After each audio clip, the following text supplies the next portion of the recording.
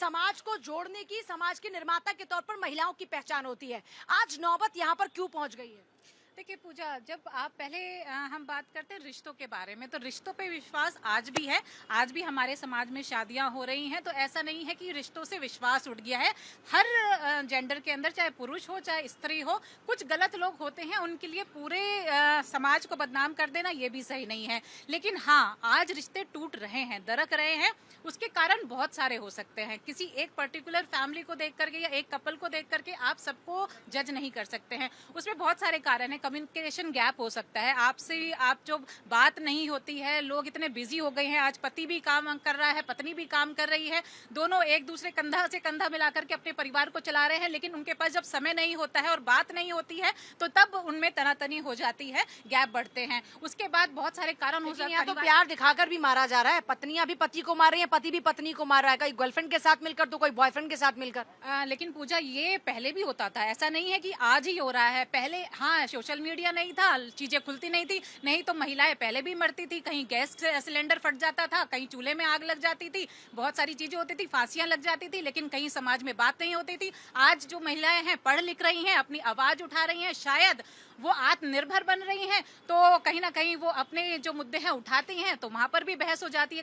कई बार ऐसा होता है, परिवार के लोग भी इन जो बीच में दरार आती है उसका कारण बनते हैं। चाहे वो लड़की का परिवार हो, चाहे आपका लड़के का परिवार हो, वो भी जो है इसमें बहुत अहम रोल करते हैं। तो मुझे लगता है सबकी हिस्सेदारी होनी जरूरी है, सबको एक दूसरे को समझना पड़ेगा। आज वो जमाना नहीं है जब वो महिलाएं जो थी वो घर परिवार ही संभालती थी, आज बाहर भी जा रही हैं। तो लोगों को भी ये समझना पड़ेगा, पति को भी समझना पड़ेगा कि जिम्मेदारियां दोनों को उठानी पड़ेंगी। ऐसा नहीं है कि आज ऑफिस से आकर के पत्नी ही चाय बनाएगी और खाना बनाएगी। अब पति को भी समझना पड़ेगा कि वो बेबी नहीं है, उसको ये नहीं है कि माँ आकर के काम कर रही है या है, उसको समझना पड़ेगा भाई पत्नी है, अगर ऑफिस जा रही है तो मुझे अपना काम खुद करना पड़ेगा। ये नहीं है सारी जिम्मेदारी पत्नियों के ऊपर छोड़ म्यूचुअल अंडरस्टैंडिंग बड़ा इंपॉर्टेंट है, आप ये कह रही हैं, और एक दूसरे का साथ देना होगा। क्यों रिश्ते दरक रहे हैं आपकी नजर में? रिश्ते क्यों दरक रहे हैं? सबसे पहले अगर हम विवाह संस्था पे आए, चूंकि ये बात हस्बैंड वाइफ की हो रही है, तो हम बिल्कुल अपने वैदिक काल में अगर जाते हैं तो हमारे यहाँ जो एक विवाह संस्था का कंसेप्ट बना था वो इक्वलिटी के आधार पे बना था। कॉन्सेप्ट ऑफ इक्वलिटी था। जब हम सप्तपदी पे सातों वचन की बात सुनते हैं, अगर हम हिंदू रिलीजन में जाएं या मुस्लिम में जाएं या क्रिश्चियन में जाएं, किसी में भी, तो शादी को एक कंसेप्ट बनाया गया था प्रागैतिहासिक काल में, जब कोई रिलेशनशिप नहीं थी, लोग यूं ही रिलेशन बनाते थे, बच्चे हो जाते थे, वो आगे बढ़ जाते थे। तो जब सभ्यता विकसित हुई, उस समय ये कंसेप्ट जो है डेवलप हुआ कि शादी होनी चाहिए, अस्थायित्व होना चाहिए, बच्चों को अधिकार कैसे मिले, और वर्क डिवीजन हुआ। उस वक्त में ये हुआ कि पुरुषों को माना गया कि वो बाई फीचर या बाई ये से हेल्दी है ज्यादा, तो वो बाहर के काम करें, औरतें घर संभालें। तो इस कंसेप्ट पे इसकी शुरुआत हुई। उस समय में ये माना गया कि औरतें घर वाले काम संभालेंगी, पुरुष बाहर वाले संभालेंगे, अर्न करके वो लाएंगे, घर की व्यवस्था देखेंगी। लेकिन अब जब धीरे धीरे चीजों में बदलाव आया, जब सोशल रिफॉर्मेशन शुरू हुए, जब औरतें शिक्षित हुई, जब औरतें काम में इक्वल हुई, फाइनेंशियल लेवल पे इक्वल हुई, तब दिक्कत ये आ रही है कि जो सदियों से बहुत पुराना कंसेप्ट है कि हम बाहर का संभाल रहे हैं, तुम्हें तो घर ही घर संभालना है, तो नौकरी पेशा और पढ़ी लिखी लड़की औरतों से भी ये उम्मीद की जाने लगती है, उनके ऊपर एक डुअल रिस्पॉन्सिबिलिटी होती है कि भाई आप चाहे कितनी भी अच्छी वर्किंग वुमेन हो, आपकी अर्निंग्स कितनी भी अच्छी है, लेकिन घर में आप वही एक ऑर्थोडॉक्स फीमेल की तरह वो उन चीजों का पूरा प्रॉपर निर्वहन करो जो पहले से होता आया है। तो जो कि अभी इन्होंने कहा, उसकी बहुत ज़रूरत है कि हम जब एजुकेशन बेस पे ज़्यादा आगे बढ़ रहे हैं, या जहां हमने अपनी औरत लड़कियों को अब आज़ादी दी है, तो हमें ये मानना होगा, और ये डेवलपमेंट मैं सिर्फ ये नहीं मानती कि पुरुषों की तरफ से आना चाहिए, इसके लिए हम औरतों को भी जागरूक होना चाहिए। क्योंकि फैमिली की बेस हम हैं। जब हमारे यहाँ एक बेटा बेटी होता है तो आप घर में देखेंगे कि शुरू से ये तरीका है कि लड़की को बोला जाता है कि बाबू को पानी दे दो, भाई के लिए चाय ला दो। नहीं, अब इन चीजों से हमें उबरना होगा। एज अ मदर हमें शुरू में ही बेटा और बेटी दोनों को ट्रेंड करना होगा। हाउस होल्ड काम को भी हमें बेटों को सिखाने की बहुत जरूरत है। इससे क्या होगा कि जब वो एडल्ट होते हैं तो उनको ये चीज अनईजी नहीं करती है। परिवार निभाने की बात हो गई, निभाने की बात हो गई। सबसे बड़ा जो टशल हो रहा है, सबसे जो प्रॉब्लम्स आ रही है, वो इसीलिए आ रही है कि लड़कियां आप कहती हैं कि नहीं, जब मैं कमा रही हूँ, जब मैं इतना इनको कंट्रीब्यूट कर रही हूँ फाइनेंशियली, तो मैं घर में फिर बाकी चीजें क्यों करूंगी? एज अ मेड मैं अपने आप को, देखो क्यों करूंगी वाली बात तो एक थोड़ा सा अलग हुई, दोनों को मिलकर उस पे बात करनी चाहिए। पर बात ये है कि शादी में इक्वल नहीं हो पा रहा पति ना। ने इतना शोषण किया कि पत्नी ने मार दिया, टुकड़े कर दिए, दबा दिया बाथरूम के अंदर। ये शोषण पहले भी हुआ करता था, लेकिन आज आवाज उठाने का ये तरीका क्या सही है?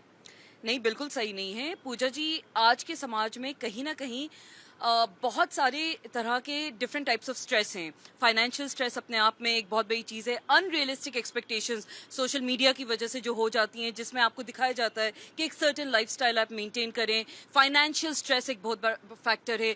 आपका मेंटल स्ट्रेस आज के टाइम पे इतने सारे आपको एक्सपोजर है, which is a good thing, but on the other hand वो चीज़ आपको डिप्रेशन, एंजाइटी में डालता है। कई दफ़ा एज कपल्स आप साथ में टाइम स्पेंड नहीं करते हैं, क्वालिटी टाइम।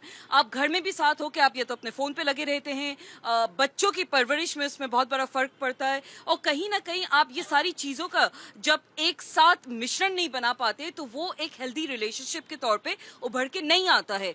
बच्चों की परवरिश इसमें खास तौर पे इम्पैक्ट होती है। कपल्स को भी इसीलिए जब अगर बात डिवोर्स तक पहुंच जाती है, खुदा खास्ता किसी दो लोगों के बीच में, तो उसमें आपको कोर्ट्स भी पहले कहते हैं आप काउंसलिंग कराएं। अगर काउंसलिंग वर्क नहीं करती है, थेरेपी वर्क नहीं करती है, फिर जाके कहीं ना कहीं वो डिवोर्स की प्रतिक्रिया शुरू होती है, राइट? सॉरी, जो उसका प्रोसेस है वो स्टार्ट होता है। तो उसमें कहीं पे भी कोर्ट्स भी आपको ये आदेश नहीं देते हैं कि आप ठीक है, आप नहीं, आपके बीच वर्कआउट हो रहा है, आप अलग हो जाइए।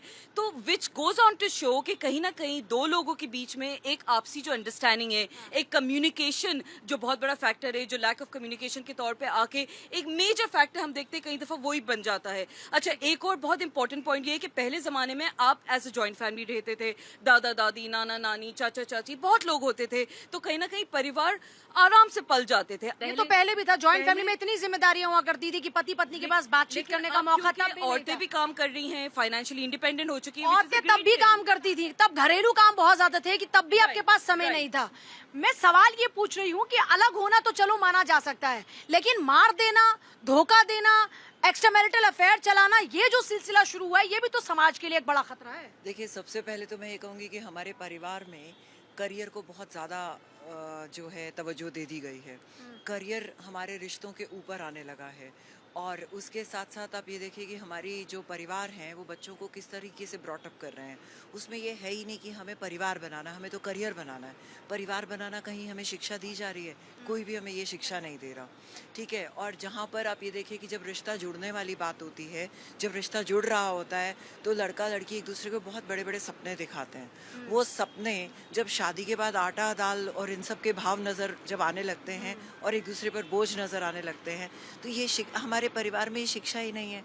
लड़के फिर वहीं हाथ पसार के बैठे हैं, लड़कियां फिर वही घर पे आके काम कर रही हैं। लड़कों का एक्स्ट्रा मैरिटल अफेयर हो रहा है, लड़कियों का हो रहा है। क्यों हो रहा है? क्योंकि एक दूसरे की तरफ वो आकर्षित ही नहीं रह पाते। कुछ समय के बाद क्वालिटी टाइम नहीं बिता पा रहे हैं। हम अपनी उम्मीदों से ज़्यादा जब सपने पाल लेते हैं, तो जो वो बहुत बड़े सपने जब हम पूरे नहीं कर पाएंगे, ना उम्मीद होंगे, तो हमारे को डिप्रेशन और स्ट्रेस होगा। तो ये डिप्रेशन और स्ट्रेस एक बहुत बड़ा कारण है। डिप्रेशन फ्रस्ट्रेशन में बदलता है, और फ्रस्ट्रेशन ये कत्लेआम तक बदलती है कि एक दूसरे को मार देना, मार काट करना। और फिर वो ये नहीं सोच पाते हैं, साइकोलॉजिकल फैक्टर जब सामने आ जाते हैं कि मेरा बॉयफ्रेंड हो गया, तुम्हारी गर्लफ्रेंड हो गई, तो गर्लफ्रेंड के साथ मिलके मार दिया, या बॉयफ्रेंड के साथ मिलके मार दिया। तो ये एक साइकोलॉजी बन जाती है कि शायद वो दोनों खुश रह पाएंगे, लेकिन वो दोनों भी तो अंत में पकड़े जाते हैं। एक तो सज़ा भी हमारे देश में जो है वो सज़ा के नाम पे एक मजाक सा चलता रहता है। कोर्ट बहुत सारी, मतलब एक मजाक की, बिल्कुल लॉन्ग प्रोसीडिंग और डिलेड जस्टिस। तो ना तो कानून का डर है, ना परिवार की शर्म है अब, और ना ही परिवार ने हमें एक रिश्तों में बंधे रहने की जो शिक्षा दी जाती थी पहले। और एक हमारे जो चार समाज थे, चार हिस्सों में हमारी ज़िंदगी को बांटा गया था, ब्रह्मचर्य, गृहस्थ, उसके बाद संन्यास और वानप्रस्थ। तो उस तरीके से भी हम कुछ भी तो पालन नहीं कर रहे हैं। हम एक स्वतंत्रता की तरफ ना बढ़ के स्वच्छंदता की तरफ बढ़ रहे हैं। स्वच्छंदता हमेशा नुकसानदायक होती है। तो स्वतंत्रता तो काफ़ी है, उसी में ही जीना सीखें, स्वच्छंदता की तरफ ना बढ़ें। तो करियर हमारे रिश्तों से बड़ा नहीं होना चाहिए।